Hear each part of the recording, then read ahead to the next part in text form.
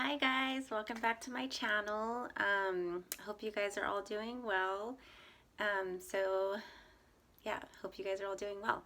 So I don't have a poem today, but I do have something that I want to talk to you about, something that I want to share with you guys that I went through about a week ago, and it was an attack on my mind. I felt so icky. I felt so not right, and I my thinking and it was starting to make it to where I wasn't even.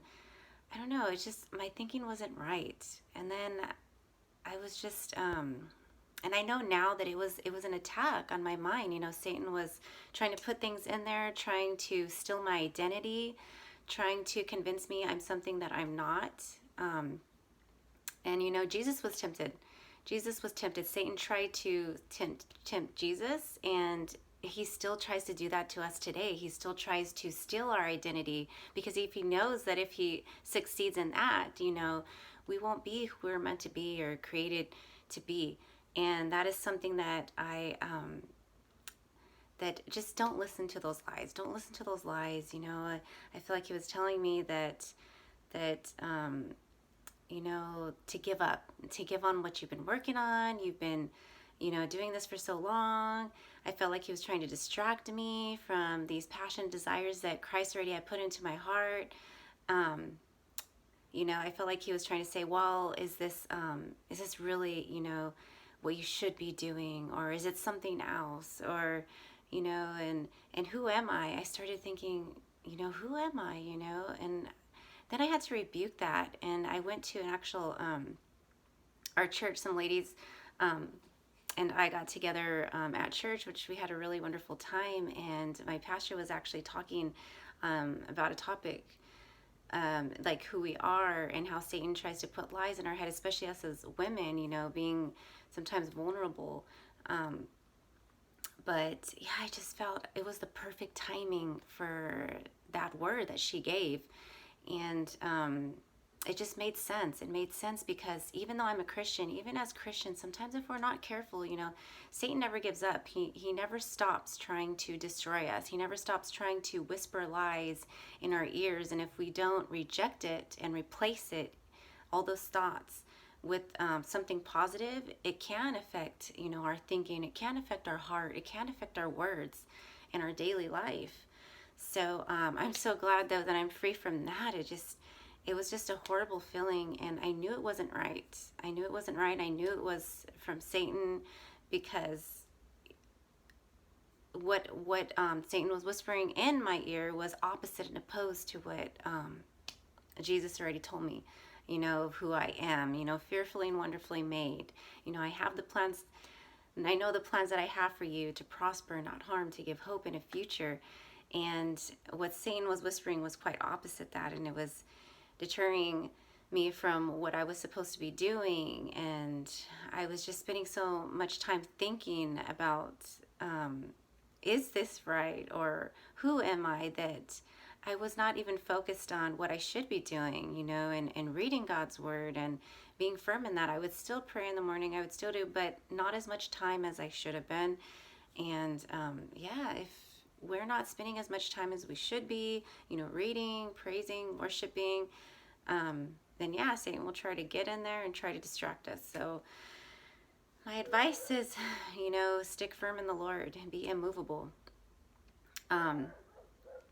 So another, like, who am I and what's my value? Well, what is our value? You know, we are fearfully and wonderfully made. The Lord gave his life for us. He shed his innocent blood so that we could be free. I mean, he loved us and thought we were worth that, like, so much, to actually give his life for us.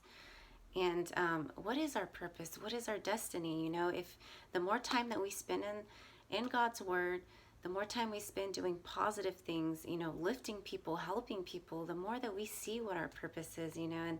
And I know what our purpose is. You know, I love working around children.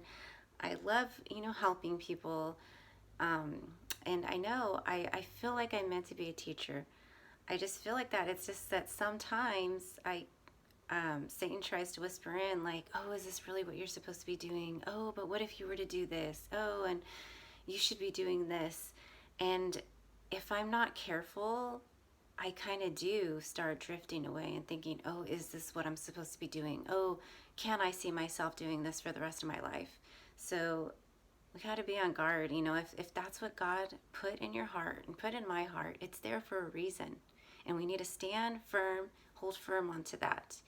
And Satan is a liar. He only comes to, steal, to kill and destroy not only you, but your children, your family, and whatever else God has planned for you.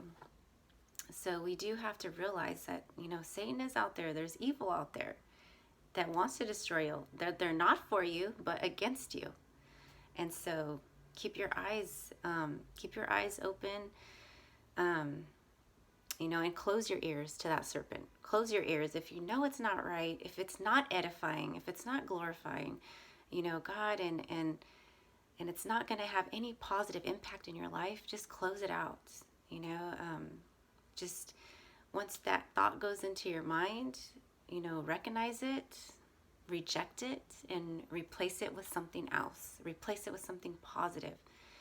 And worrying, that was another thing, like worrying, well, what are we going to worry? What is, like I mentioned in my other videos, worrying doesn't give you an ounce of time. And I was reading something that was really cool. It's like, if it's not going to matter in 5 years from now, why are you worrying about it now? Or why are we worrying about it whenever God already has it taken care of?